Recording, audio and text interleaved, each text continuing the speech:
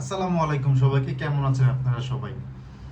আজকের ভিডিওটা করার কোনো উদ্দেশ্য ছিল না। আমি রিসেন্টলি থাইল্যান্ড গিয়েছিলাম, তো থাইল্যান্ডের ব্লগগুলো আমি আপলোড করতেছিলাম। একটা অলরেডি আমি আপলোড করে ফেলছি, আর আজকে হলো দ্বিতীয় দিন আমার আপলোড করার প্ল্যান ছিল, কিন্তু আজকের ভিডিওটা মানে প্ল্যান ছাড়া একটা আপলোড করতে হয়েছে। কি কারণে?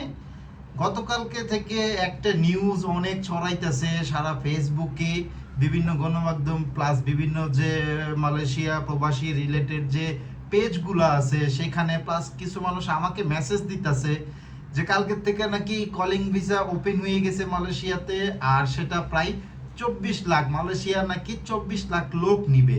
বিভিন্ন দালালও, বিভিন্ন এজেন্সিও, বিভিন্ন যে ব্যবসায়ী প্রতিষ্ঠান আছে তারাও এই কথাগুলো ছড়াইতেছে, প্লাস বাংলাদেশের কিছু যে অনলাইন গণমাধ্যম আছে তারাও এই নিউজগুলো ছড়াইতেছে। কিন্তু এই নিউজটা একদমই ভুল, তাই বাধ্য হয়ে আমাকে আজকে ভিডিওটা করতে হয়েছে জিনিসটা এক্সপ্লেন করার জন্য।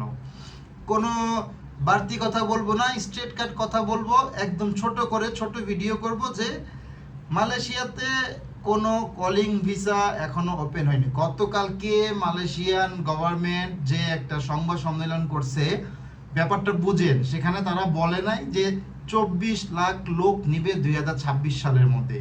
তারা বলছে কোটা ওপেন করছে। কোটা মানে কি? তারা বলছে 2026 সালের মধ্যে 2026 সাল পর্যন্ত মালয়েশিয়াতে যে বিদেশি কর্মী আছে সেটা 26 লাখ সামথিং হবে। তার মধ্যে অলরেডি কিন্তু বর্তমানে মালয়েশিয়াতে 21 লাখ প্লাস বিদেশি কর্মী আছে। সেটা কিন্তু শুধু বাংলাদেশ থেকে এটা না, যে 14টা সোর্সিং কান্ট্রি আছে, 10টা না 14টা সোর্সিং কান্ট্রি আছে, সেই সব কান্ট্রি মিলাইয়া হইল 21 lakh something already foreign worker আছে।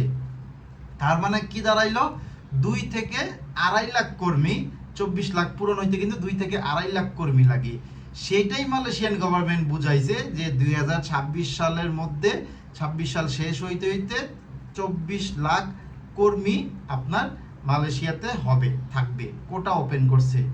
আর এই যে বাড়তি যে 2 লাখ 2.5 লাখ, এটাও কিন্তু যে শুধু বাংলাদেশ থেকে এটা না, যে 14টা সোর্সিং কান্ট্রি আছে এই সোর্সিং কান্ট্রিগুলো থেকে মিলাইয়া হইল 2 থেকে 2.5 লাখ লোক নিবে। আর আমাদের বাংলাদেশের মিডিয়া প্লাস কিছু ফালতু দালাল, কিছু মানে গালি দিতে ইচ্ছা করে কিন্তু ভিডিওতে গালি দিতে পারতেছি না, আছে মানুষের টাকা খাওয়ার জন্য, সহজ সরল যে মানুষ আছে, গ্রামের মানুষ আছে, তাদের টাকা খাওয়ার জন্য বইলে বেড়াইতেছে কি মালয়েশিয়া কলিং ভিসা ওপেন করে ফেলছে, 24 লাখ লোক নিবে, সো টেনশনে কিছু নেই, তোমার পাসপোর্ট জমা দাও, টাকা জমা দাও। আরে ভাই দাঁড়ান, এখনই এত উত্তেজিত হইেন না, এখনই কলিং ভিসা। হ্যাঁ, এটা বাংলাদেশিদের জন্য গুড নিউজ যে রিসেন্টলি খুব শীঘ্রই কলিং ভিসার কিছু কিছু মানুষ ফার্স্ট মেডিকেল চালু হয়েছে, মেডিকেলের স্লিপ রিলিজ হওয়া শুরু হয়েছে, শীঘ্রই কলিং এ আসার লোক শুরু হবে। কিন্তু তার মানে এই না যে 24 লাখ লোক আসবে প্লাস হইলো অলরেডি কলিং ভিসা শুরু হয়ে গেছে, আপনি আজকে অ্যাপ্লাই করলে 2 মাস পরে চলে আসবেন। না ভাই, ব্যাপারটা এত সহজ না। সো কোনো দালালের কথায় কান দিবেন না। আমি সবসময় আমার ভিডিওতে যে আমার যে প্রবাসী ভাই ব্রাদার আছে প্লাস যারা বাংলাদেশে আছে মালয়েশিয়াতে আসতে চায় তাদের জন্য এই ভিডিওগুলো করা যায়, যেন তারা তাদের কষ্টের টাকাগুলো জলে না দেয়, দালালের হাতে না দেয়। কারণ কোনো দালাল কিন্তু আপনার ভিসা হোক না হোক সেই চিন্তা করবে না, তারা চাবে আপনার থেকে টাকা নিয়ে ভিসা না হইলেও কিন্তু তার ধান্দা আছে।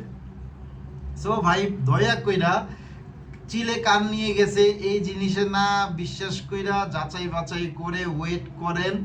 আমার চ্যানেলে জানতে পারবেন, নাইলে যে বড় বড় যে সোশ্যাল মিডিয়ার যে বড় বড় অথেন্টিক নিউজগুলো আছে, অথেন্টিক নিউজ সোর্স আছে, সেখান থেকে জানতে পারবেন। না হলে মালয়েশিয়ার যে সরকারি নিউজ চ্যানেল আছে বা সরকারি পত্রিকা বা মালয়েশিয়ার যে ডেইলি পত্রিকা আছে সেটা ফলো করেন, সেখান থেকেও আপনারা জানতে পারবেন। মানুষের মুখে খালি শুনবেন যে কলিং ভিসা ওপেন হয়েছে টাকা দিয়ে দিবেন, ভাই এরকম কইরেন না। আমার কষ্ট লাগে যখন কিছু মানুষ টাকা দেওয়ার পরে কোনো কিছু না হয়, তখন আফসোস করে আমার হয় না, দালাল আমার টাকা মাইরা দিছে। ভাই দোষ তো আপনারও, আপনি যাচাই বাছাই না করে কেন আপনি দালালকে টাকা দিচ্ছেন? বারবার আমি না করি, যাচাই বাছাই না করে ভাই টাকা আপনার, পাসপোর্ট আপনার, কেন আপনি যারা দালালকে আপনি টাকা দিবেন, পাসপোর্ট দিবেন কোনো কিছু যাচাই না করে? আর দালাল কি ভালো হয়? 100টা দালালের মধ্যে কয়টা দালাল ভালো হয় যে আপনার টাকা নিয়ে কোনো কিছু না হইলে ফেরত দিয়ে দিবে? 100টার মধ্যে শতকরা 5% ভালো হয়, 95% থাকে হলো ধান্দা করার জন্য। সো আপনারা প্লিজ উত্তেজিত হইন না, এই কথা ভুলেও বিশ্বাস করেন না যে মালয়েশিয়া 2026 সালের মধ্যে 24 লাখ লোক নেবে। উল্টা মালয়েশিয়া আরো বলছে যে বর্তমানে যে ফরেন ওয়ার্কার আছে সেটার যে পার্সেন্টেজ আছে সেটা আরো 10% কমায় আনবে।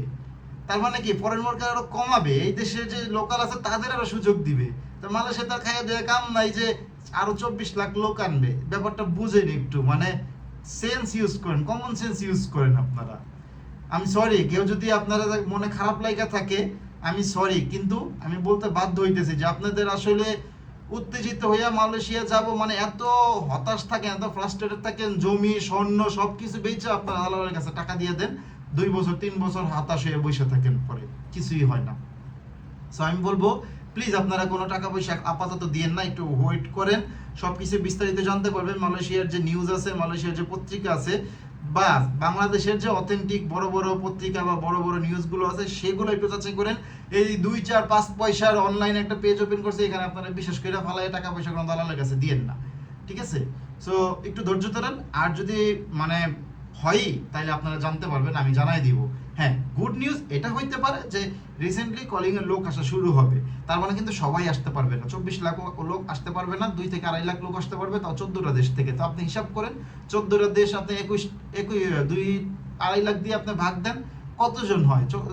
2 লাখও হয় না, 2 লাখেরও কম, মানে খুব সর্বোচ্চ 1 লাখ হয়তো বাংলাদেশ, বা 1 থেকে 1.5 লাখ হয়তো বাংলাদেশ থেকে লোক আসতে পারবে, বা ধরেই নিলাম অন্যান্য দেশ থেকে কমাইয়া 2 লাখ লোক বাংলাদেশ থেকে আসতে পারবে। এর মধ্যে গতবার যারা কলিং আসতে পারে নাই তারাই কিন্তু 20-30 হাজার মানুষ এভারেজে, যতটুকু আমি জানি, হয়তো কম বেশি হইতে পারে, বাট 20 হাজারের কম হবে না। তো তারা আগে অগ্রাধিকার পাবে। তো সুযোগ যারা নতুন অ্যাপ্লাই করবেন, কতজনের সুযোগ থাকে, তো জিনিসগুলো একটু মাথায় খাটায়েন। এই তো একটু ওয়েট করেন, টাকা পয়সা আপনার, পাসপোর্ট আপনার, কোনো জায়গায় অন্ধ বিশ্বাস করে টাকা দিয়ে না, যাচাই বাছাই করে তারপর টাকা দেন, ঠিক আছে? আর নিউজ হইলে আমি আপনাদের জানাবো। এই তো আজকে ভিডিওটা করার উদ্দেশ্য এটাই। আর যারা থাইল্যান্ডের ব্লগ দেখতেছেন আমার, তারা দেখতে থাকেন পরবর্তী ভিডিও। এই ভিডিওটার পরে আমি আবার থাইল্যান্ডের ডে 2 যে সেটা আমি আবার আপলোড দিয়ে দিব। থাইল্যান্ড যারা যাইতে চান তাদের যদি কোনো কোশ্চেন থাকে সেটাও আমার জানাইতে পারেন। মালয়েশিয়ার কলিং ভিসা নিয়ে যদি কোনো কোশ্চেন থাকে সেটাও আমাকে জানাইতে পারেন। সবাই ভালো থাকবেন, সুস্থ থাকবেন। আল্লাহ হাফেজ, আসসালামু আলাইকুম।